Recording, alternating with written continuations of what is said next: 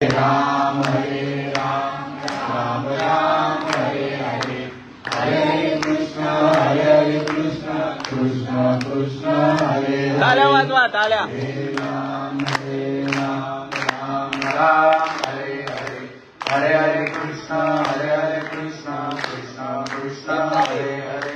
हरे राम राम राम हरे हरे, हरे हरे कृष्ण कृष्ण कृष्ण हरे हरे। हरे राम राम राम हरे हरे, हरे हरे कृष्ण राधा कृष्ण हरे हरे। हरे राम राम राम हरे हरे, हरे हरे कृष्ण राधा कृष्ण हरे हरे। हरे श्री ज्ञानदेव तुकाराम पंढरीनाथ भगवान की जय। माऊली ज्ञानेश्वर महाराज की जय। जगद्गुरु तुकाराम महाराज की जय। शांती ब्रह्म एकनाथ महाराज की जय। गुरुर ब्रह्मा गुरुर विष्णू गुरुर्देवो महेश्वरः, गुरुर साक्षात् परब्रह्म तस्मै श्री गुरुवे नमः। श्री गुरुवे गुरु श्रीपाद बाबा गुरु रामदास बाबा महाराज बाबा की गुरु नानक बाबा महाराज की जय। जय ज्ञानेश्वर महाराज की जय। सर्व साधू संतान की जय। की जय। आता या जागेवर बसलेले ही जागा देवऋषी नारदाची आणि ज्ञान आहे ज्ञानची व्यसन श्रीमद ज्ञानची व्यसनचं का महर्षी व्यासाने 18 पुराणे आणि 4 वेदांच्या संहिता करून सांगितलं आणि 4 वेदांच्या संहिता करून सांगितलं म्हणून जेवढे पण ज्ञान आहे महर्षी व्यासांचे उच्च आहे असे म्हटले जाते। आणि ही जागा देवऋषी नारदाची का तर ही जागा देवऋषी नारदाची याच्यामध्ये आहे की तेच व्यास ऋषी जेव्हा भगवता ग्रंथ लिहिण्यात असं म्हणजेच मध्ये पडले तेव्हा देवऋषी नारदा आणि आपल्या सर्वांच्या भगवान शंकर प्रसन्न होत नाही ते देवऋषी नारदांना शरण जातात। महर्षी वाल्या कोणी त्यांना देवऋषी नारदाची भेट झाली तर ब्रह्म ऋषी वाल्या कोणी होतो। श्रीराम जन्माला यायच्या अगोदर हजारो वर्ष पहिले रामायण लिहून त्या प्रमाणे रामायण झाले। भगवान श्रीकृष्णाचे वडील देवऋषी नारदांना शरण जातात आणि ब्रह्मदेवाचा मुलगा दक्ष प्रजापती ब्रह्मदेवाचा पुत्र सर्वजण त्यांनी तो ब्रह्मदेवाला शाप देतो की मी बाबा 10,000 पुत्र उत्पन्न केले होते आणि त्याचा गुरु देवऋषी नारद पण एक सुद्धा त्याच्या सृष्टी कार्यामध्ये मदत करत नाही कारण देवऋषी नारदाचे संदर्भाने सर्व वेळा घेतात ही देवऋषी नारदाची ख्याती आणि पहिल्या कीर्तनकार सुद्धा देवऋषी नारद म्हणून देवऋषी नारदांना आणि महर्षी व्यासांना नमस्कार करतो आणि इथले त्यांचे कार्यक्रम सेवा करतात। भगवान शंकर सांगतात की जो कीर्तन करतो प्रवचन करतो त्याला पण जेवढेच पुण्य मिळते तेवढेच पुण्य जे धर्मकार्य पूर्ण होण्यासाठी आपल्या शरीराने मेहनत करतात। जसे साधक मंडळी वर्षानुवर्ष हे धर्मकार्य पूर्ण करण्यासाठी मेहनत करतात आणि आपल्याला सर्वांना हरिनामाचा आनंद घेतात। त्या सर्व साधक मंडळींना गुरु मंडळींना माझा नमस्कार करतो आणि सुरुवात करतो। भगवान शंकर माता पार्वतीला सांगतात हे महादेवी तुझ्या स्वरूपाचं तसं कोणी वर्णन करू शकत नाही सर्वत्र तूच समावलेला आहे तसे या गीताशास्त्राच्या पूर्वीचा पण कोणी वर्णन करू शकत नाही। जसजसा मनुष्य वाचेल तसतशी त्याला नवीन आत्मा स्मृती होते आणि ज्याचप्रमाणे भगवान सर्वत्र निर्गुण आणि निराकार व्याप्त आहे त्याचप्रमाणे साधू संतांचं ज्ञान संपूर्ण विश्व तरुण जाईल तेवढं ज्ञान आपल्याला साधू संतांनी ठेवलेलं आहे। समर्थ रामदास स्वामी सांगतात जसा भगवंत एकच आहे तोच नारायण तोच शंकर तोच गणपती बाप्पा आणि तीच महादेवी तसे साधू संत पण वेगळे नाही आहे तोच समर्थ रामदास स्वामी तोच जगद्गुरु तुकाराम महाराज तोच ज्ञानेश्वर महाराज सर्व साधू संतांचं सांगणं एकच आहे आणि पूर्ण विश्व तरुणाकडे ज्ञान आपल्या पुढे त्यांनी ठेवले आहे। त्याच्यात एक कोडी सुद्धा आपण घेतली आणि तिचं आचरण करून कसे वागणूक सहज आपण संसार भाव सगळं करून पार जाऊ तर जगद्गुरु तुकाराम महाराज जाताना पण गर्भ यातना भोगावे लागतात आणि गर्भ यातनेचे दुःख कोणाला सांगायचे। सुखदेव महर्षी सांगतात की बाबा जसा पर्वताखाली एखादा मनुष्य दाबला जातो आणि तसाच तिथे दुःख भोगत राहतो का तर तो उठूच शकत नाही पर्वताच्या भोजा त्याच्या पाठीवर पण समुद्रामध्ये तसा एखादा जीव अडकतो आणि पूर्णपणे भयभीत होतो कारण तिघाचा त्याला मार्गच दिसत नाही का सर्वकडे जलच जल हे ब्रह्मा एकनाथ महाराज सांगतात की जसं आपण चुलीवरती काहीतरी उघडत ठेवतो तसा आईच्या पोटात हा जीव उघडला जातो आणि त्याला एवढ्या वेदना होतात. जसं डोकं हात पाय नख त्या गरमीने तयार होतात आणि त्याला खूप वेळ आणि जन्म घेताना तर जशी आई कला देते त्याच्या सर्व अंग दुःखाने वेढून निघते. पण त्याला कोणीच तिथे मदत करणार. तसे आपले 84 लक्ष दुःख बघावं लागते. त्या दुःखातून पार पडण्यासाठी हा मनुष्य जन्म आहे. म्हणून ज्याच्यावर आपल्याला पार पडण्यासाठी फक्त एकच आहे, भगवंताची भक्ती करणं. आणि हा जन्म कोणी कोणी काय सांगतो, मनुष्य जन्म भेटलाय, ऐश करून घ्या, मजा करून घ्या. अरे बाबांनो, बाकीचे आपले सर्व भोगवणीच होते. त्याच्यामध्ये आपल्याला भगवंताचे ज्ञान नव्हते. त्याच्यामध्ये फक्त पोट भरणे आणि प्रजा उत्पन्न करणे हेच ज्ञान होते. हा मनुष्य जन्म आहे की त्याला आपण सद्गुरू करू शकतो. आणि याचा ठाव ठिकाणा आहे का, कधी काल घेईल हा शरीरा कालाचा का असेल. ज्ञानेश्वर माऊली सांगतात तर बाबा कोणी आईच्या पोटात मरतो, तो कोणी जन्म घेतात मरतो. आपण भाग्यवान आहोत त्या भगवंताची भक्ती करून मोक्ष प्राप्त करण्यासाठी आपल्याला भगवंतांनी जिवंत केले. म्हणून माझ्या पांडव परमात्म्याचे उपकार माना आणि त्वरलेलं जे पण आयुष्य आहे ते भगवंताच्या भक्तीमध्ये घाला. जगद्गुरु तुकाराम महाराज म्हणतात सर्वत्र कालाचीच सत्ता आहे. म्हणून कालाने सर्वकडे फास मानलेला आहे. म्हणून आणि त्या पांडुरंग परमात्म्याचे उपकार माना आणि उरलेले आयुष्य त्या पांडुरंग परमात्म्याच्या भक्तीमध्ये घालवा. सद्गुरु दत्तात्रय सांगतात मनुष्य जन्मात जोपर्यंत मनुष्य जिवंत आहे त्याचा एकच अर्थ कर्तव्य पूर्ण आयुष्य धर्म कार्यात आणि भगवंताच्या भक्तीमध्ये घालू. कारण या शरीरात सामर्थ्य तेवढं आहे की क्षणात हा मोक्षाच्या प्राणाला जाईल. क्षणात एखाद्या स्त्रीवर आसक्त होऊन आपले कमवलेले पुण्य पतन सुद्धा होऊ शकतो. म्हणून याला समाज का खूप करण्यात आहे. आणि जर मानव शरीर आपण फुकट घालवला तर आपल्याला एवढं दुःख होईल. जगद्गुरु तुकाराम महाराज सांगतात की बाबा स्वतःच विचार करतो का तिच्या पांडव परमेश्वरीची भक्ती केली नाही, का काम वासना आवडली नाही, का सर्व माझे माझे केले, हा संसार खोटा आहे, का याला सत्य मागितला. पण ती वेळ निघून गेली असते. तुकाराम महाराज सांगतात बाबारो तुम्ही सर्व मनुष्य जन्मा येऊन जातीले डोले भलेचे अंधले झालेले होते.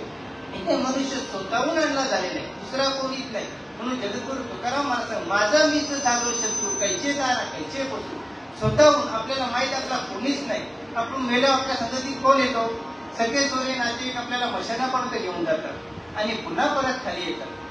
पुन्हा घरी येतात परत. कोणी बरोबर येतो का, बरोबर येतो तो फक्त आपले पाप पुण्याचे गाठतो. आपण पुण्य केले असेल तर स्वर्गात जातो, पाप कर्म केले असेल तर नरकात जातो. आणि अधर्म अधर्म दोन्हीचा त्याग करून आत्मज्ञान प्राप्त करू तर सर्वकडे भगवंत बघितले असेल तर आपल्याला मोक्ष प्राप्त होते. परम विष्णू पदाला आपण बघतो. हा सामर्थ्य फक्त मानव शरीरामध्ये आहे. पण आपण तो काय करतो, वेळ फुकट घालवतो, याची निंदा त्याची निंदा करतो. तुकाराम महाराज सांगतात अशी वेळ फुकट घालवण्यापेक्षा बाबांनो रामाचं नाम घ्या, पांडुरंग परमात्म्याचं नाव हे तुम्हाला फुकट आहे. त्या मोल आहे पांडुरंग परमात्म्या नावाला मोल द्यायला लागतो का श्रीरामाचे नाव घ्यायला मोल द्यायला लागतो. म्हणून बसल्या बसल्या श्रीरामाचे नाम घ्या आणि श्रीरामाचा महिमा जगद्गुरु तुकाराम महाराज त्यांना शंकराचा हजार विष श्रीरामाच्या नामात सिद्ध झाला. पार्वती मातेच्या गर्भयातना श्रीरामाच्या नावात कळल्या. महर्षी वाल्मिकी झाला श्रीरामाच भूतोना भविष्य 1000 वर्ष भगवंत जन्माला याच्या अगोदर रामाने त्याप्रमाणे रामाला वाग्याला एवढी रामाची शक्ती. देवी अहिल्या शिला झाली होती, त्याला श्रीरामाचा स्पर्श झाला, पुन्हा देवी झाली. गवतापासून त्या दगडापर्यंत त्या वृक्षापर्यंत ज्याला पण श्रीरामाचा स्पर्श झाला त्याचा उद्धार झाला. शांतीप्रमाणे एकनाथ महाराज सांगतात तो कीर्तनाला जात नाही, प्रवचनाला जात नाही, तीर्थयात्राला पण जात नाही, पण तो घरीच बसून रामकृष्ण हरी गोविंद मुरारी या नामाचा जप करतो. तो एवढा पवित्र होतो का तीर्थयात्रा क्षेत्र त्याच्या पाय धुळीची वाट बघतात. स्वर्गातले सर्व श्रेष्ठ देव त्याच्या पाया पडतात. यमदूत त्याची आरती ओवाळते. म्हणून वेळ फुकट घालू नका. कारण या क्षणाचा पण मनुष्य द्यायचा भरोसा नाही. जसा ज्ञानेश्वर माऊली सांगतात जसा बेडकाला सापाने पकडलेला असतो आणि तरी पण तो बाहेरील मासे खाण्याचा प्रयत्न करतो, त्याप्रमाणे या मनुष्याची स्थिती झाली आहे. स्वतः कालाच्या मुखात आहे तरी पण बाहेरील विषय अशाश्वत भाव ज्याच्यात दुःखच प्राप्त होतात. सद्गुरू गोरक्षनाथ सांगतात हे भोग नाहीये, रोग आहे. आणि तेच आपल्याला रोग सद्गुरू देवऋषी नारद सांगतात जोपर्यंत आपल्या वासना आपण वाढवत नाही तोपर्यंत किती पण भगवंताची भक्ती करा आपली परमार्थ गुरुती होऊच शकत नाही. कारण जे वासना आहे ते आपल्याकडनं पाप कर्म करून घेतीलच, कोणाचे मन असू दे. म्हणून हा मनुष्य जन्म आपल्याला भेटलाय तो भगवंताची भक्ती करायसाठीच भेटले. आणि भक्तीची तेवढी शक्ती आहे की ते अमृताला पण फिके पाडते, मोक्षाला पण लाज घेते, ती म्हणतं भक्ती. आणि भक्ती फक्त सद्गुरूच देऊ शकतात. शांतीपूर्वक मोक्ष देण्याचा अधिकार फक्त साधू संतांचाच आहे, देवाचा नाही. कंसाला संदेह भगवान श्रीकृष्णाच्या हातून मोक्ष प्राप्त झाला, पण शांतीपूर्वक मोक्ष झाला का? बिलकुल नाही. कारण कंसाची जी अवस्था झाली होती त्याला कुठे पण श्रीकृष्ण दिसत होता. शयनकक्षात झोपायला पण गेला तर श्रीकृष्णच दिसायचा, पण तो असा नाही. त्याच्यात बघून त्याला आनंद होत नव्हता. त्याला कधी तलवार घेऊन कृष्ण मारतो दिसायचा, तर कधी सुदर्शन चक्री घेऊन मारतो. तो कसाच राजमहिला धावत घडीत बाहेर निघायचा का? बाहेर निघला त्याला पर्जामध्ये सुद्धा श्रीकृष्ण दिसायचा, पण तिथे पण श्रीकृष्ण दिसते, ते पण त्याला मारतानाच दिसायचे. मग अजून पुढे जायचं, अजून पुढे गेली तर पर्जा स्वतःहून चर्चा करते, आपला राजा वेळा झाला, पण त्याला शांतीपद मोक्ष देत नाही. शांतीपद मोक्ष द्यायचा अधिकार फक्त साधू संत. जो भक्तीचा परम आनंद परम उत्सुक आहे तो फक्त साधू संतच देऊ शकतात. म्हणून श्रीकृष्ण सांगतात, श्रीकृष्ण माझ्या रामकृष्णाची जेवढ्या पण मूर्ती आहेत तेवढ्या सगळं माणसांनी बनवले. साधू संत माझे जिथे जागते, माझे चालते बोलते स्वरूप आहे. मी माझ्या बापाची शपथ घेऊन सांगतो, तर साधू संतांनी सद्गुरूंनी जर कोणाला आशीर्वाद दिला, तुझा उद्धार होईल, तुम्ही त्याचा उद्धार करा, मी त्याचा उद्धार करतो. म्हणून सद्गुरू सांगतात आपण भाग्यवान आहोत. आपल्याला श्रीपाद बाबा, रामदास बाबा, नानाबानी, रमाकांत बाबा सारखे सद्गुरू भेटले.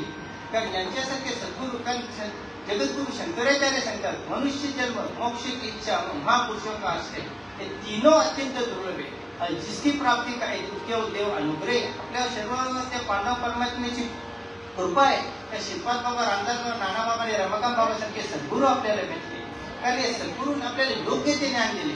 मला खूप पहिला पश्चाताप सुद्धा होतो आणि खूप आनंद पण होतो भाग्यात. मी आमच्या वडिलांना हमेशा सांगतो की मला तुमच्यासारखे आई वडील भेटले तर म्हणजे माझ्या तोंडात माऊलीचा नाव निघतो. पण ज्याचं दुःख सुद्धा आहे ते माझ्या दुसरीला असताना माल घातलेली, तेव्हा असे श्रीपाद बाबा, रामदास बाबा बसलेले होते आणि माल घातलेली, आणि देव सद्गुरू नाना बाबांनी घरी येऊन प्रबोध दिला होता. आणि याच्या पण अगोदर सद्गुरू रमाकांत बाबा भेटले, तेव्हा ते एवढा भाग्यवान, असं लोकांना सद्गुरू भेटत नाही. मी त्याच्या मांडीवर बसायचो आणि त्या मांडीवर बसून त्याला ओम नमः शिवाय, ओम नमः शिवाय नामाचं जर महात्म्याचं वर्णन करून गेलो तर सूत महाराज सांगतात, व्यास हजारो कोटी कल्पवर्षी जरी निघून गेली ते कोण ओम नमः शिवाय महात्म्याचं वर्णन करू शकत नाही. पण ते एवढा जसा एखाद्या मुलाला वडील खूप मागणी वस्ते आणून देतात, पण त्याला मुलाला कधी समजतो मोठा आहे एवढी माग. तसेच मला एवढ्या लहान वयात सद्गुरू भेटले, त्याचे मूळ माहितच नव्हती कोण आहे, त्यांचं महात्म्य काय, पण त्याचा आनंद पण आहे. ते आमच्या गावात भरपूर वर्षा पहिले सांगितलं. तेव्हा श्रीपाद बाबा, रामदास बाबा असे चालत येत होते. मी बारका होतो, मी बघितले महापुरुष यांनी आपले माल घातले. मी तुमच्या दोघांच्या पाया पडतो आणि त्यांनी ती डोक्यावर हात ठेवला. ती छवी श्रीपाद बाबा, रामदास बाबाची माझ्या हृदयामध्ये साठवली आहे. नाना बाबांनी प्रबोध दिला, तीच छवी आम्ही सांगितलं, तो स्वतः देव आणि सर्वत्र भगवंतच भरलेला आहे. तो वाक्य माझ्या हृदयामध्ये साठवून दिला. माझ्या रमाकांत बाबांनी माझे ओम नमः शिवाय मंत्र दिला, तो वाक्य मी सद्गुरूचा अर्पण ठेवला. आपण खूप भाग्यवान आहे, कारण सद्गुरू असं आहे की सर्व संसार तारून पाडणं. सद्गुरूचे वर्णन काय करायचं? नारळे ज्ञानेश्वर महाराज सांगतात, काल ज्याला घाबरतो, सर्व देवता ज्याला वंदन करतात आणि विष्णू महेश ज्याच्या समोर हात घेऊन उभे राहतात, तो सद्गुरू. सद्गुरूला उपमा देण्यात असा त्रिभुवनात काहीच नाही. कारण सद्गुरूला सूर्याची उपमा दिली तर सूर्याची उपमा पण सद्गुरूला देऊ शकत नाही, कारण सूर्यामध्ये पण उदय असतंय. सद्गुरूला चंद्राची उपमा दिली तर चंद्राची उपमा पण सद्गुरूला देऊ शकत नाही, कारण चंद्र तेव्हा तरी पूर्ण असतो.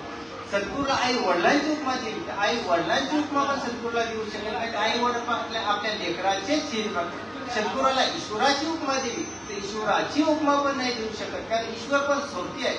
स्वतः भगवान श्रीकृष्णाचे वडील सांगतात की त्याची पूजा केली, भक्ती केली, आणि जेवढी भक्ती करू तेवढाच आहे, आणि त्यांनीच आपल्याला गर्भ वाचण्याचे दुःख दिलेले आहे. म्हणून या दुःखातून सोडवणारा कोण असेल तो सद्गुरू. म्हणून सद्गुरू त्या गुरुचरित्राची एक कथा सांगतो. असाच एक परीट असतो, तो काय करायचा, खूप गरीब असतो, पण त्याची सद्गुरू शिकवायच्यावर सुद्धा असतो. तो शिकवायच्या तिथे आश्रम आहे, तिथे जाऊन नित्यनेमाने बातचाल करायचा आणि बसायचा. एक दिवस असा येऊन दिवसाचा राजा चालला असतो. तो त्याच्या मनात असतो, खरी जिंदगी याचीच आहे.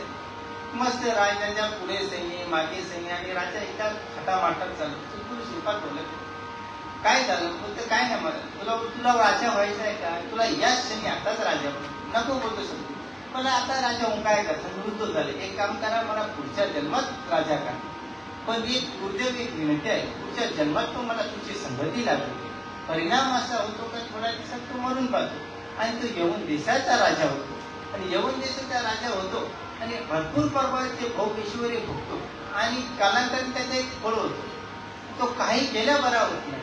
तर त्याचा परिणाम त्याला सांगतो की बाबा कितीतरी वैद्य केले हा बराच होत नाही. तर गुरुदेव गाणगापुरात संत श्रीपाद वल्लभ नावाचे सद्गुरू आहेत. ते सर्व लोकांचे भले करतात आणि त्यांच्याकडे गेल्यावर सर्वांचे दुःख दूर होतात. आपण त्यांच्याकडे जायचे का? तर राजा बोलतो जाऊ. मग महाराज एक विडंबन आहे, ते आपल्या जातीचे नाही. पण राजा म्हणतो अरे बाबा ही जात पात आपल्यासाठी बनवलेली आहे, सद्गुरूसाठी नाही, साधू संतांसाठी नाही, त्यांच्यासाठी सर्व विश्वचे आपले घर आहे. म्हणून ते मी गेल्यावर जातपात बघणार नाही. पण तो राजा त्याच्याकडे जातो आणि तो सद्गुरू श्रीपाद त्याला आवाज म्हणतो काय रे परिटा कसा आहेस? तर एवढा बोलतोच बऱ्या राजाला आपल्या मागच्या जन्माची आठवण येतो. धावत येऊन सद्गुरू श्रीपादाच्या शरणाला लोटांगण लागतो. गुरुदेव म्हणून ते गुरुदेव तेव्हा गुरुदेव त्यांना आपल्या हातात उचलतात, आलिंगन देतात आणि तो कशाला आला होता? सद्गुरू माझ्या फोड झाला, फोडात बघतो तो फोडाचा पत्ताच नाही. मग तो आपल्या सद्गुरूला आपल्या राजावर येतो, सद्गुरूची योग्य प्रकारे पूजा करतो आणि सर्व राज्यामध्ये फिरवतो. तेव्हा सद्गुरू सांगतो तू आता अजून राज्य कर, जेव्हा तुला यायचं तेव्हा माझ्याकडे नाही. सद्गुरू जी मजा आणि जो परम आनंद आहे ज्या तुमच्या भक्तीमध्ये तो राजभोगामध्ये आपल्या मुलाला राजा करतो आणि सद्गुरू आहे. तेव्हा सद्गुरू त्याला ज्ञान प्रदान करताना मोक्ष. म्हणून आपण भाग्यवान आहोत. आपल्याला श्रीपाद आपण जो नाम दिलाय तो जर आपण घेतला तर स्वतः आपण देवच होतो, पण सत्यच घेऊन ठेवतो.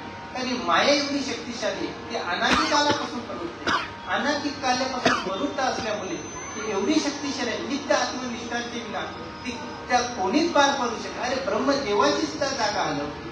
ब्रह्मदेवाला सुद्धा ज्ञान विसरून गेला. कशामुळे? ब्रह्मदेवाचं काम माणसाला बनवलं, म्हणजे कर्म बंधनात अडकले. आपण सगळे ज्ञान विसरले. कशामुळे?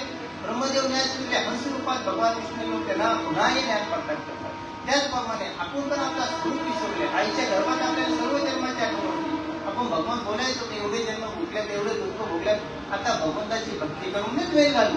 पण जन्म घेतल्यापर्यंत मायेचा पडला तसाच ब्रह्मदेवाला पडला. त्याचा वेळ झाला का ते ज्ञान विसरले, पुन्हा हंस रूपात गेले. म्हणून पुन्हा हंस रूपात सद्गुरू गेले. म्हणून आपण आपल्या ज्ञान विसरून आपल्याला सद्गुरूला शरण जायचं आणि सद्गुरूला शरण गेल्यावर आपण इथे मनुष्य जन्म भेटल्यावर काय करतो? इथे सुख भेटेल का? सुख आहे का? नाही. कारण आपण आशा कामनेचे दास झालेले आहे आणि आशा कामनेचे दास झाल्यामुळे आपल्या जीवनात सुख नाहीच. तर एक आशा पूर्ण झाल्यावर दुसरी आशा उत्पन्न होते, दुसरी आशा पूर्ण झाली की तिसरी उत्पन्न होते आणि आपली अवस्था त्या आशा मधमाशी जगद्गुरू शंकराचार्य सांगतात की आपली अवस्था त्या मधमाशीच्या किड्याप्रमाणे झाली. मधमाशीचा किडा काय करतो? खूप मेहनत करतो आणि एक जाल निर्माण करतो आणि समजतो की या जालामध्ये मी सुखी होईल. पण तो सुखी नाही होताना त्या जालामध्येच अडकतो आणि तिथेच आपला प्राण गमावून बसतो. आणि कसंही अवस्था आपलीच आहे. आपण समजतो हे झाल्यावर मी सुखी होईल, ते झाल्यावर सुखी नाही. तेवढ्या वेळेमध्ये आपला आयुष्यमान संपतो आणि पुन्हा जन्म मरणाचे मग विचार काय करतो? आपल्याला स्वर्गात सुख भेटेल आणि इथे सुख नाही भेटलं, स्वर्गात तरी सुख आहे का? स्वर्गाची अवस्था आहे की ज्यानुसार माणसाचे पुण्य त्याप्रमाणे माणसाला गती भेटते आणि त्या देवाचे पद देतो. सर्वात जास्त पुण्य त्याला देवराज इंद्राचा पद आणि जसजसे पुण्य येतात तशा देवाचं पद त्याला भेटतो. आणि स्वर्गात कल्पवृक्षाची झाडे सुद्धा आहेत. पण त्याच्या खाली बसून आपण ही कामना केली की मला अश्वमेध यज्ञ करण्याचे पुण्यफळ प्राप्त करून दे, का मला राष्ट्र यज्ञ करण्याचे पुण्यफळ प्राप्त करून दे, का मला 100 ब्राह्मणांना जेवण घालण्याचे पुण्यफळ प्राप्त करून, तो नाही देऊ शकत. कारण तिथे फक्त भोगच देतात. बाकी असे यादी त्याचे पुण्य नाही भेटू शकत. त्यासाठी मनुष्य जन्मच घ्यावा लागेल, राष्ट्रीय यज्ञ करायला लागेल, अश्वमेध यज्ञ करायला लागेल, 100 ब्राह्मणाला जेवण भोगायला लागेल आणि ते भोग वस्तू कुठपर्यंत देतात? जोपर्यंत पुण्यकर्म आहे तोपर्यंत. पुण्यकर्म संपले की पुन्हा खालती यायला लागतो आणि जेव्हा मनुष्य खालती येतो तेव्हा शांती ब्रह्म एकनाथ मला सांगतो त्याला एवढे दुःख होतो की मी काय करून बसतो, आता पुन्हा मला गर्भवास भोगायला. म्हणजे पुन्हा पुन्हा आपला जाय असा आहेच. कुठपर्यंत? जोपर्यंत आपल्याला ब्रह्मज्ञान प्राप्त नाही, सर्वकडे भगवंतच तोपर्यंत हे चालूच आहे. म्हणून साधू संतांनी अजून पण सोपा करून सांगितले, तुम्हाला नाही ब्रह्मज्ञान, ब्रह्मज्ञान बोलायचा खूप सोपा आहे पण वागणं खूप कठीण. ज्ञानेश्वर माऊली सांगतात ज्याला सर्वत्र भगवंत दिसतो तो शहाणा आणि ज्याला संसार दिसतो तो मूर्ख. आता आपण मूर्खच आहे. आपल्याला माणसं दिसतात.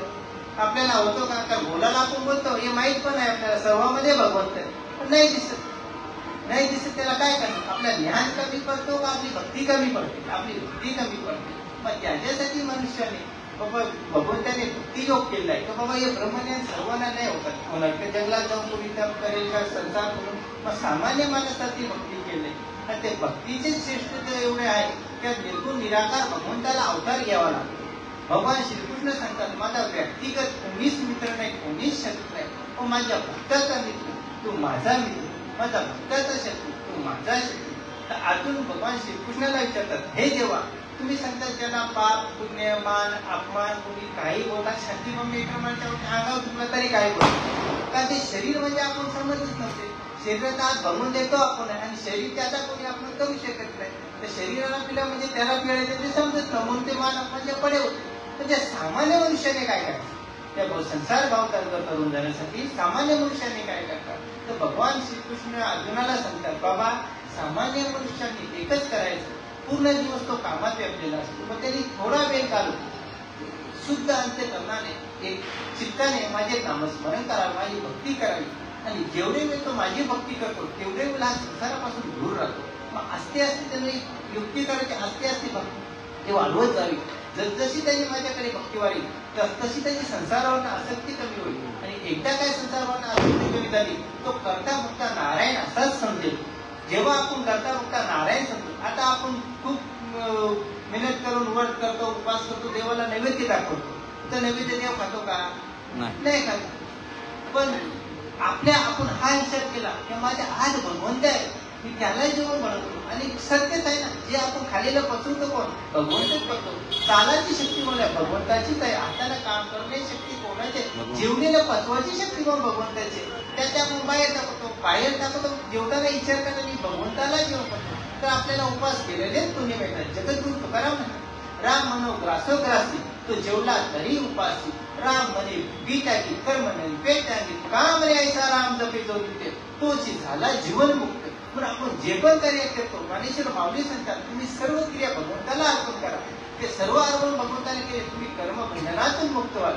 तर पुण्य राहील तर स्वर्गात जाल, पाप करणं राहील तर नरकात जाल, पुन्हा जर येण्याचं नाही. पण तुम्ही सर्व कर्म जर भगवंताला अर्पण केले तर तुम्ही कधी अपयशी ठरणार आणि पुन्हा या संसारामध्ये जन्माला पाहिजे आणि तो कधी अपयशी होत सुद्धा नाही. तर ते कर्म सर्व भगवंताला अर्पण असतं. जर दैवी लोकांनी काही कर्म अपुरे राहिले तर ते पण भगवंतालाच अर्पण असतं. म्हणून त्याला ते स्पर्श करत नाही. म्हणून आपल्याला सद्गुरू करायचं आहे. सद्गुरू आपला तारणहार आहे. सद्गुरू दत्तात्रेयाने 24 गुरु केले. पृथ्वीपासून तर आकाशापर्यंत, कुवारी मुलीपासून तर वेश्यापर्यंत, तर पिल्ला नामक सुंदर वेश्याला पण गुरु केले आणि दत्तात्रेय ते पिल्ला नामक सुंदर वेश्याला पण गुरु केले.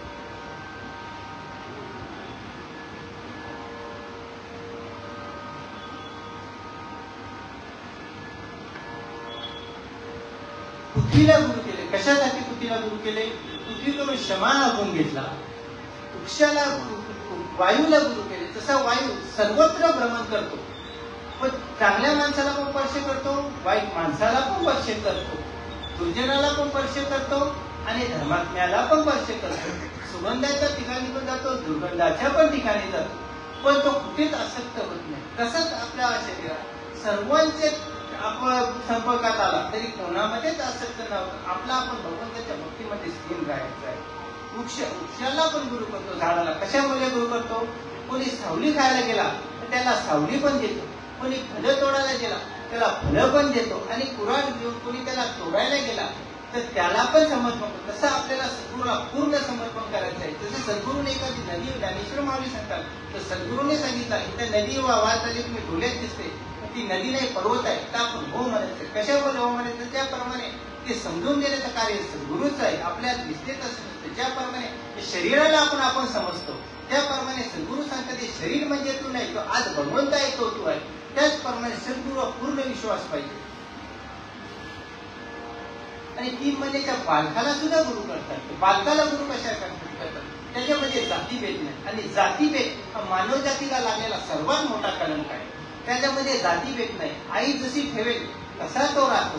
आईने चांगले कपडे घातले तरी त्याला काही फरक नाही, आईने तसा दिगंबर अवस्थेमध्ये ठेवला तरी त्याला काही हरकत नाही, आईने तसा संडास लघवीवरती बसवला तरी त्याला काही फरक नाही, पण त्याचा तो दुनियेत मस्त असतो. तसं आपण काय कपडे घालतो, कोणी आपला विषय काय बोलतो, जाती वेदने आपला आपण भगवंताच्या भक्तीमध्ये मस्त रंग राहायचा आहे. अजगराला सुद्धा गुरु केला. अजगराला गुरु का केला? अजगराला म्हणजे खूप सामर्थ्य असते, खूप शक्ती असते, पण तो काय करतो, जेवण भेटण्यासाठी जास्त हालचाल करतो, एका जागेवर स्थिर राहतो.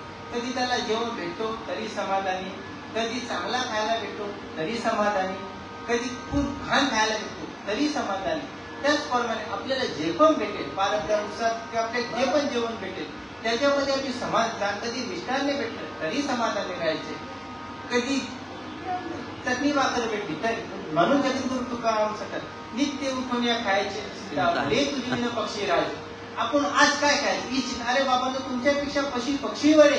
जगद्गुरु देव ऋषी नारद सांगतात बाबांनो हा मनुष्य जन्म तुम्हाला शरीराने भोग चवी घ्यायसाठी नाही, जेवण कशासाठी करायचं आहे तर तुम्हाला याच्यातली शक्ती भेटते, ऊर्जा भेटते. ते नाही खाल्लं तर तुम्हाला ऊर्जा भेटणार नाही, शक्ती नाही भेटणार. त्याच्यासाठी जेवण करायचं आहे, त्याच्यावर आसक्ती नाही भेटेल, जे भेटेल त्याच्यात समाधान राहायचं. सापाला पण गुरु केलं. सापाला कशामुळे गुरु केला? त्याला जरा पण आवाज आला तो लगेच असा पण आवाज करतो चावासाठी. त्याचप्रमाणे आपलं भक्ती करतो, आपला आत्मामध्ये युद्ध चालू असतो. जो भक्ती करतो तो भक्ती पण करतो आणि पाप कर्म पण करतो. ते दोन्ही कर्म आपल्याला खेचून घेतात. पाप कर्माकडे वळून घेतात, भक्ती कर्म आपल्याला सत्संग करण्यावर. तेव्हा लक्ष्य लगेच पाप कर्माकडे जातो, लगेच सापासारखा सावध होऊन भक्तीकडे यायचे. शांती ब्रह्म एकनाथ महाराज पण हे सांगतात आपला आतमध्ये युद्ध चालले, बाहेर नाही. ज्यांनी स्वर्ग पृथ्वी पाताल तिघांना जिंकले त्यांना शांती ब्रह्म एकनाथ महाराज विजय म्हणतच नाही. ज्यांनी स्वतः विजय प्राप्त केला त्याला शांती ब्रह्म एकनाथ महाराज विजयी म्हणतात. तसं आपण तिकडे मन नाही जात, शांती ब्रह्म एकनाथ तशा टायमाला भक्तीला प्राधान्य द्या. त्या वाईट विषयाकडे न जाताना भक्तीकडे हट्टाने मनाला आले, हट्टाने लाभ पुरवले तर जाईल. पिंगला नामक सुंदर वेश्याला पण गुरु केले. पिंगला नामक सुंदर वेश्याला का गुरु केले? जनक राजाचे राज्य असतो, त्याच्यामध्ये पिंगला नामक सुंदर वेश्या असते. वेश्येचा काय धंदा? आपल्या नीटनेटकी पावडर टिकली करून ताराळे बसकडे आपला डोसा घेणे शोधायचा. तर ते असे बसते, कोण येत नाही, वापस घरी आतमध्ये जाते, वापस येते, वापस घरी जाते, वापस बाहेर येऊन बसते. तर जो तो तुझ्याकडे बघायचा, उलट काही जो सांगायचे बाबा त्याच्याकडे बघू नको, ती वेश्या आहे, उलट जायचं. तिला बघून बसून कंटाळा आहे. ती तिचा तीच विचार करतो धिक्कार आहे आपल्या जीवनावर की आपण एक पोटासाठी या पैशासाठी, आणि आपण सध्या लग्न करायला तरी गेलो तर मुलाचे कुल गोत्र जातपात विचारतात. मी निवड पैशासाठी माझे शरीर त्यांना विकतो. त्याच्यात एक तरी चांगला मनुष्य होता का बाबा त्याला मी कोणी स्वीकार करेल? त्याचा कोणीच स्वीकार नाही, त्याला मी शरीर विकतो. त्याच्यापेक्षा मी उपाशी गेले तरी चालेल, त्या पांडुरंग परमात्म्याला त्या भगवंताला माझा गुरु मानले आणि त्याचे नामस्मरण करून जीवन घालले. जर वराचीच अवस्था असती त्या भगवंताला मी वरे. असं तीव्र वैराग्य आपल्यामध्ये उत्पन्न झालं पाहिजे. जोपर्यंत वैराग्य उत्पन्न नाही तोपर्यंत आपले संसाराची आसक्ती होणार नाही. कारण वैराग्य उत्पन्न नाही झाले, ज्ञान जरी कमवलं तर त्याला आपण विकून बसू, भोगासाठी विकून बसू. कारण म्हणून आपल्याला वैराग्य पाहिजे, तीव्र वैराग्य त्या विषयाकडनं घेतो. कारण वैराग्य सतत ज्ञानाची पण आवश्यकता आहे. काही वैराग्य म्हणजे सामर्थ्य खूप आहे, तसं आणल्या हातीमध्ये ताकद खूप आहे, पण डोले नसल्यामुळे विद्यात पडतो. म्हणून ज्ञानाची पण गरज आहे आणि वैराग्याची पण गरज आहे. आणि ज्ञान आणि वैराग्य हे कशात प्राप्त होतात? भक्तीने प्राप्त होतात. भक्ती ज्ञान आणि वैराग्याची आई आहे. भक्ती नसेल तर स्वतः महादेव सांगतात वैराग्य टिकूनच राहणार नाही. म्हणून ही दिवांची संगती आहे. आणि कुमारी मुलीला पण गुरु केलं. कुमारी मुलीला का गुरु केलं? जसं आपण सत्संग, तुकाराम महाराज पण सांगतात अरे बाबांना तुम्ही सत्संग करता तेव्हाच एकत्र या, बाकी टायमात एकत्र येऊ नका. दोन माणसं जमली का वादविवाद होतो. आपल्या जो पण आपण सामनेवाला आपल्या मनासारखा वागतो तो पाहता आपण चांगला, त्याच्या मनाचे विरुद्ध वागलो तर आपण वाईट. म्हणून आता कोणी सांगितलं का त्याच्यासारखा त्याच्या मनासारखा वागा मग तो आपल्याला चांगला बोलेल. एकदा असेच घटना झाली होती. एक शिव नामक राजा होता आणि एक महान शिवभक्त दत्तीची रुची, त्याच्या नामाने पण आपण पाप मोगतो. ते दोघे खूप चांगले मित्र होते. तर तो राजा असतो, तो सांगतो दत्तीची राजा सर्वाकडे राजाची सत्ता असते, म्हणून राजा हा सर्वांमध्ये श्रेष्ठ आहे.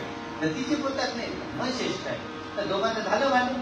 आता राजा क्षत्रिय होता, तो त्याच्यावर गप्पा गप्पा वार करतो, मेला म्हणून सोडून देतो आणि जातो. आता दत्तीचे महाऋषींचा मामा शुक्राचार्य असतो आणि तो त्या मामाला हाक मारतो. शुक्राचार्य निकाल नाही होता, तो त्या क्षणाला तिथे प्रकट होतो आणि संजीवनी वृत्तीचा विद्येचा तो जाणकार होता आणि त्यावेळेला आपल्या मागच्याला जिवंत करतो आणि महामृत्युंजय मंत्राची दीक्षा देतो आणि तपश्चर्या करायला सांगतो. मी दत्तीची महाऋषी भगवान शिवाची आराधना करून तपश्चर्याला बसतो आणि भगवान शिवा त्यातील वरदान प्राप्त करतो. भगवान शंकराला म्हणतो, मला कधी दिन होऊन देऊ नको. आता असं मी दिन अवस्थेत पडले होतो, असं मला कधी दिन होऊन देऊ नको आणि माझे शरीर वज्रापेक्षा पण कठोर कर आणि मला कोणी पराजय नाही केला पाहिजे, मी पुराकडनंच परास्त नाही झालो पाहिजे. भगवान शंकर बोले बाबा तो तथास्तु सांगतात आणि याचा बदला घेण्यासाठी तो राजाकडे जातो आणि राजा आपला राजमहालात मंत्र्या सगळ्या आपल्या राजसिंहासनावर. आता राजाच्या सगळे राजाला कोणाची शब्द बोलायची हिंमत नसते, तो जातो त्याच्या डोक्यावर लाथ मारतो. आता राजा आणि सर्व शस्त्रास्त्रे चालवतात, कसलाच त्याच्यावर प्रभाव न होत. मग तो काय करतो, भगवान विष्णूची आराधना करतो. आता जानकारी करतो त्याला काहीच परिणाम न कसली तरी याला शक्ती प्राप्त झाली. त्याला माहित होतं त्यांनी महादेवाला प्रसन्न करून त्याला वरदान प्राप्त करून झाले घेतले की याला कोणीच परास्त करू शकत नाही आणि शस्त्रास्त्राचा काय याच्यावर प्रभावच होणार. मग तो शिवराजा भगवान विष्णूची आराधना करतो आणि भगवान विष्णूला प्रसन्न करतो आणि भगवान विष्णू ते सांगतात, चालेल बाबा थोडा तू धीर खा, मी काहीतरी उपाय करतो. तर भगवान विष्णू भक्तवत्सल, शेवटी देव कशाचे आहे, सर्व सृष्टी भगवंताच्या अधीन आहे आणि भगवंत कशाला आहे, मंत्रांच्या अधीन आहे आणि मंत्र कशामध्ये, वेदामध्ये लिहिले आणि वेद ब्राह्मणाच्या स्वरूपात म्हणून सर्वात श्रेष्ठ ब्राह्मण. आता त्या माऊलीची कृपा, ज्ञानेश्वर महाराजची कृपा, साधू संतांची कृपा किंवा मातृभाषेत आपल्याला ते ग्रंथ दिलं आणि आपल्याला ते वाचतात येतात समजतात. त्या ब्राह्मणांसाठी पर्याय नव्हता. मग तेव्हा भगवान विष्णू सांगतो काहीतरी उपाय खातो, तोरा धीर कर, त्याला तो वरदान प्राप्त झाले, डायरेक्ट युद्धाला तर जाऊ शकत. मग तेव्हा भगवान विष्णू थोडा काळ झोपून देतात, एक ब्राह्मणाचा वेश घेतात आणि दत्तीचेकडे जातात. सांगतात मला भिक्षा दे. बोलतात तू पहिले हो बोल, तू मला ती भिक्षा देशील. ते पिकालणारी असतो ऋषी, तू बोलते ब्राह्मण, तू काही जाचक नाही, जाचकाला सांगत नाही का तू पहिले हो बोल त्या भिक्षेला, तेव्हा भिक्षा देईल.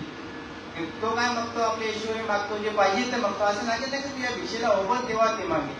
तू नक्की नारायणच आहेस. मग तो नारायण प्रकट होतो. तू सांगतो त्या ब्राह्मणाकडनं क्षमा माग, राजाकडनं क्षमा माग. तू त्यावर त्याच्या डोक्यावरती लाथ मारले, राजशंकरचा खूप अपमान झालाय, तो राजा आहे. तो सांगतो नाही माझी काही चुकीच नाही, ब्राह्मणच श्रेष्ठ आहे, तुम्ही चुकी मागू का नाही, चुकी त्याची आहे, त्यांनी म्हणायला पाहिजे तर ब्राह्मण श्रेष्ठ आहे.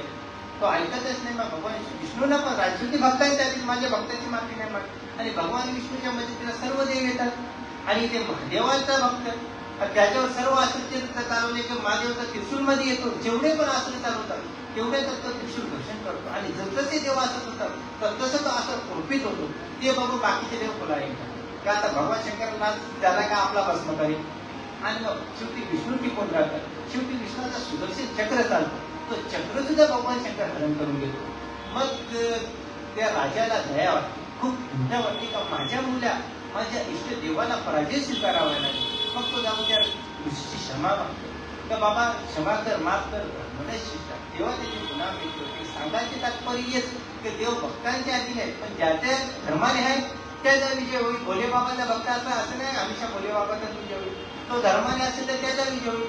विष्णूचा भक्त असेल तर तो धर्माने असेल त्याचा विजय होईल. आणि वास्तविक ब्रह्मा विष्णू महेश तिने एकच आहे. स्वतः महादेव सांगतात जर आमच्या तिघांमध्ये जर कोणी भेद केला तो राक्षस किंवा पिशाच दोन्हीमध्ये जन्म घेईल. आम्ही तिघं एकच आहोत. जेव्हा आत्मी महर्षी तपश्चर्या करतात आपल्या पुत्र प्राप्त होण्यासाठी, तर जो पण कोणी या सृष्टीचा मालक असेल त्याने मला प्रसन्न होऊन आशीर्वाद द्यावा, पुत्र प्राप्तीसाठी आशीर्वाद द्यावा. तेव्हा ब्रह्मा विष्णू महेश तिघे पण प्रसन्न होतात आणि आशीर्वाद देतात. ब्रह्मदेवापासून चंद्र, शंकरापासून ध्रुवास आणि भगवान विष्णूपासून दत्तात्रय जन्माला असे. म्हणून आपण परमात्म्यामध्ये एकटाच भक्ती सत्संग एकत्र करा, बाकी टाइमात काही नाही. आपल्या एकांतात बसून जगत करून खरा मनात तेच करतात, एकांतात बसून पांडव परमात्म्याचे नाम असते.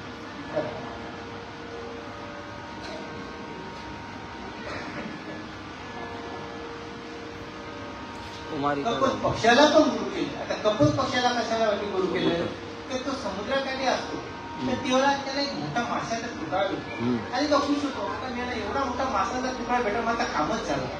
तर त्याला तुकडा भेटलेला बघून बाकीचे जे कपोत पक्षी असतात ते धावत त्याच्या अंगावरती धावून येतात. कोणी त्याच्या डोक्यावर टोचून असतो, तो कोणी त्याच्या पाटणाला टोची मार, अशा शरीराचा कुठलाच अवयव सोडत नाही ते त्याच्या बाबा ते मारत नाही. तो विचार करू, अरे बाबा याच्यात माझा कोणी भाऊ आहे, कोणी माझी बहीण आहे, कोणी माझे सगळे सोरे आहेत, पण माझे मला प्राणांतक वेदना देतात. हा पण त्यांना तरी काही वेदने पण माझा जीव जाईल. तर तो काय करतो, शेवटी त्या वेदना त्याला असाही होता तो मासाचा तुकडा सोडून देतो. आणि जेव्हा तो मासाचा तुकडा सोडून देतो तेव्हा ते सर्व त्याला सोडतात आणि स्वतःच दुसरे भांडण करत राहतात. तो मस्त मजा होतो. तेव्हा दत्तगुरु विचार करतो, जास्त धनाचं संदेह पण नको, जास्त धन पण विनाशाला कारण आहे. शांतीप्रम सद्गुरु रामदास स्वामी सांगतात, बाबा आयुष्यभर मरमर करून पैसा कमवला, शेवटी सर्व फुकट गेला. शांतीप्रम एकनाथ महाराज सांगतात, पैसा कमवायला खूप मेहनत लागते, मेहनत करून पैसा पण कमवला तो धन कधी कधी विनाशाला कारण भेटतो. म्हणून बाबा तो पैसा कमवा, 2 टाइम जेवण भेटतो. आणि गरीब श्रीमंताची व्याख्या करताना जगाचा नायक श्रीकृष्ण होतो. गरीब कोण आणि श्रीमंत कोण? जो पैशाने भरपूर श्रीमंत आहे तो मनाने संतुष्ट आहे, तो गरीब आहे. आणि श्रीमंत कोण? जो पैशाने खूप गरीब आहे, आता जेव्हा भेटला संध्याकाळी भेटेल त्याची गॅरंटी, पण जो मनाने समाज आहे तो श्रीमंत. म्हणून धनाचा जास्त संचय पण करत नाही.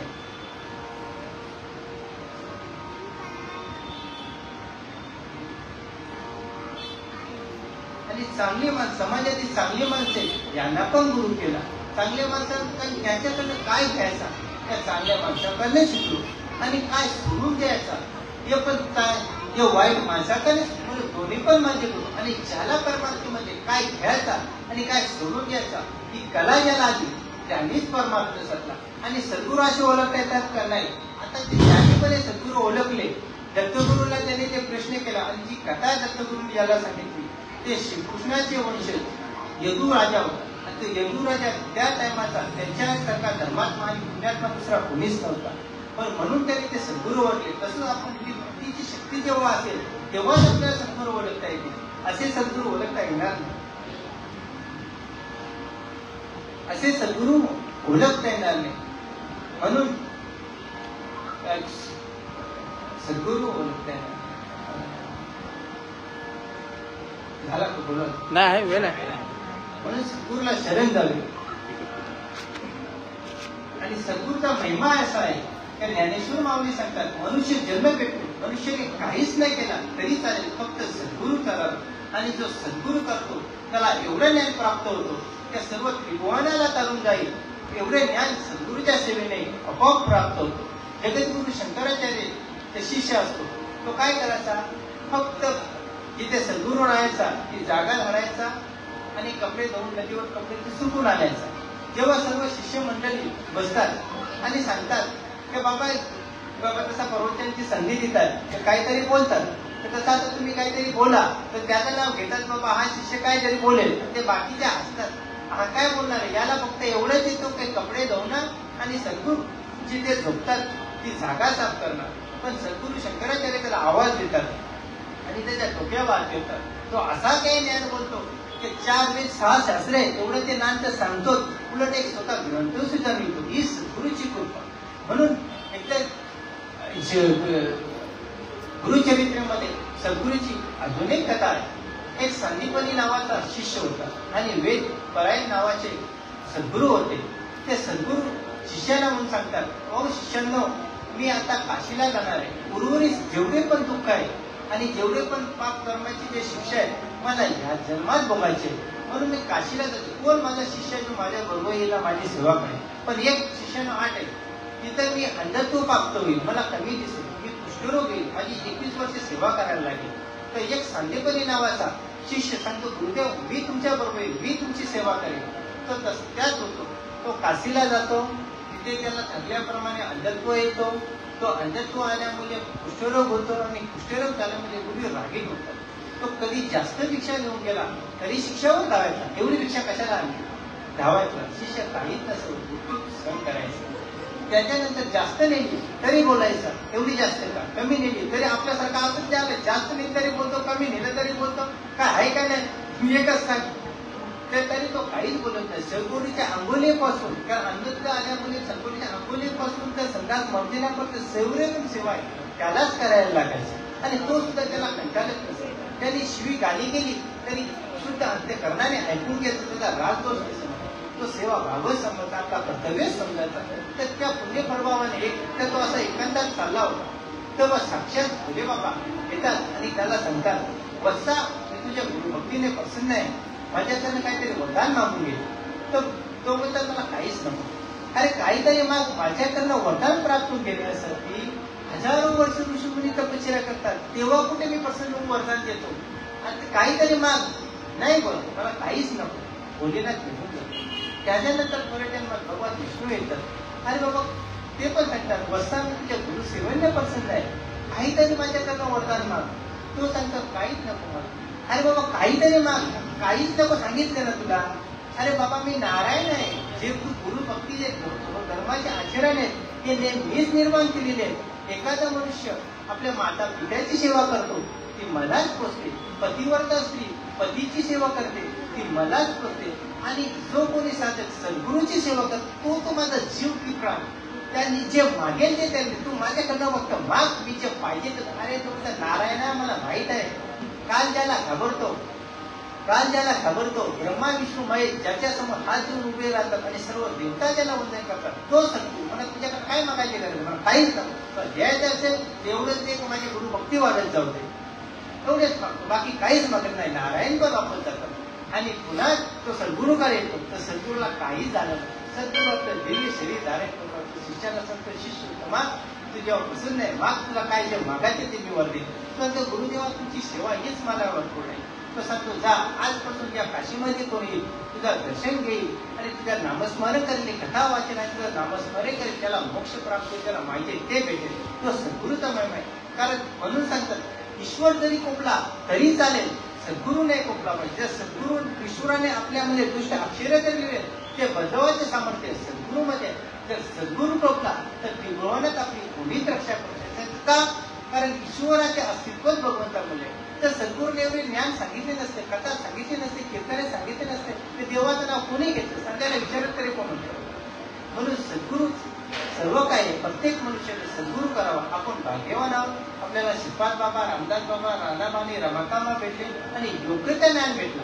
असं नाही का अयोग्य ज्ञान भेटला. असे कितीतरी साधक होतात, त्यांना मनुष्य जन्म भेटतात, पण त्या योग्य तो सद्गुरू नाही भेटत, कारण योग्य तो ज्ञान नाही भेटत. आता कितीतरी संप्रदाय ते योग्य त्या ज्ञानासाठी फिरतात, पण तो आपल्याला नाम भेटलेला आहे आणि जी भक्तीची पद्धत भेटलेली आहे ती पद्धत नाही भेटते. ती पद्धत सद्गुरू सांगतो. आणि साधू संतांनी एवढा सोपा करून सांगितलंय, त्या गोपिकांना आपल्याला अशी भक्ती नाही करत तर कुणावर प्रेम करा सांगितलंय, तर भगवंतावर प्रेम करा. जसं आपण एखाद्या मुलीवर आसक्त झालो तर ते मुलीला सुखी बोलले तर आपण सुखी, त्या मुलीला दुःखी बघले तर आपण दुःखी. पण तिच्यावर जर आसक्त झालो तर आपण डोली जरी मिळते, त्या मुलीचा चेहरा आपल्या डोळ्यासमोर जसा आहे तसा उभेहून येतो. त्याप्रमाणे शांतीब्रह्म एक तिच्यावर आपल्याला सुख मिळतो का, नंतर शेवटी दुःखच आहे, नंतर दुःखच होतो. कारण आपल्या प्रेमाची दुसऱ्याला कदर नसते, पण ते भगवंताला कदर आहे. तसंच प्रेम माझ्या पांडव परमेश्वर करा, त्या श्रीकृष्णावर करा. गोपींनी काय केलं, श्रीकृष्णावर प्रेम केलं डायरेक्ट. त्याचा परिणाम हो झाला की हजारो वर्षे ऋषीमुनी 24 घंट मनाचा निग्रह करून, मनाला एकत्रित न भटकताना हट्टाने आपल्या ध्यानामध्ये मन लावतात. तोच गोपिकांना सत प्राप्त झाला. त्यांना काही परिश्रम नाही करायला, त्यांचं काही श्रीकृष्णावर प्रेम, ज्याच्यावर प्रेम करतो त्याच्या गोष्टी बोलायला आपल्याला आवडतं. मग ते कपडे धुताना पण त्याच्या जापाचा विषय कोण, श्रीकृष्ण. त्या बाई माणसाकडे 4-5 बाई माणसा बसू का गरीब माणसा बसू, या भाऊची निंदा करते, भाऊची निंदा करायची जरी झाली तरी ते कृष्णाची. आज गेली माझी मटकी फोडली, आज हे केलं, आज ते केलं, ते केलं. पण त्याचा परिणाम तो झाला. त्या ऋषीमुनीला तेवढी घरदार सोडून कशी मेहनत करून भगवंताचं ध्यान लागतो, त्यांना सहज प्राप्त झाला. त्या झोपेत पण दिवसभर त्याचा तोच विषय असल्यामुळे त्याच्या झोपेच्या स्वप्नात पण श्रीकृष्ण. म्हणून ती गोपिकांना सहज भेटली. तसं आपण त्या भगवंतावर प्रेम केले तर आपल्याला पण ती सहज प्राप्त होईल. म्हणून त्या भगवंतावर प्रेम करा, सर्व काही सहज होईल. आता झाला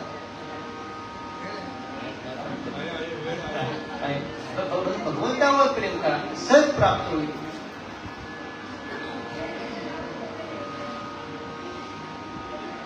भगवंतावर प्रेम करा, सहज प्राप्त होईल. आणि त्या गोपिकांच्या गोपाल आणि भक्ती प्रेमाची एवढी शक्ती आहे. जगद्गुरु तुकाराम महाराज सांगतात, अरे बाबा आपल्याला उपवास करून देवाला जेवण दाखवायला लागतो तरी भगवंत खात नाही. आणि त्या गोपालांना कृष्णाला स्वतः मागायला लागतो, अरे बाबा भाकरी मी भाकरी खातो.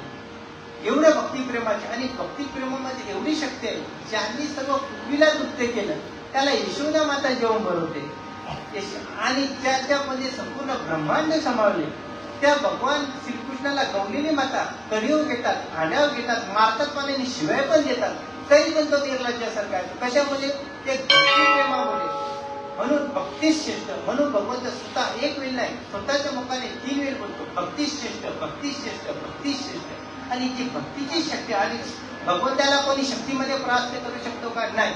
आणि तुकाराम महाराज सांगतात, ज्याने आपल्या 3 पाया संपूर्ण ब्रह्मांड मोजला त्याला शक्तीत कोणी काय परास्त करेल? मार्कंड ऋषी भगवंताला सांगतात, देवा काहीतरी चमत्कार दाखवा. आता त्याला असा चमत्कार काही क्षणामध्ये दाखवतात तर स्वर्ग, पृथ्वी, पाताळ तिन्हीमध्ये सर्वत्र भगवंत जल आणि या जलामध्ये तो एकटाच तरंगात दिसतो. आणि तो सांगतो, देवा नको, कसा आहे तसा. म्हणून जो भगवंताची भक्ती करतो त्याची चिंता भगवंताला. आता तुकाराम महाराजची चिंता कोणाला? भगवंताला. एकदा काय होता, तो आपला सर्व प्रपंच सोडून दिला होता, परमात्म्याचं नामस्मरण करायचं. एकदा काय झालं, तुकाराम महाराजची म्हस गेली चोरी, चोर घेतात. आता त्याची चिंता त्या म्हशीवरती ते आई साहेब आपले दूर करून विकून आपला परपंच चालवतात. हा बाबा आपला या डोंगरावर त्या डोंगरावर, तो भगवंत विचार करतो याचा परपंच चालायचा कसा.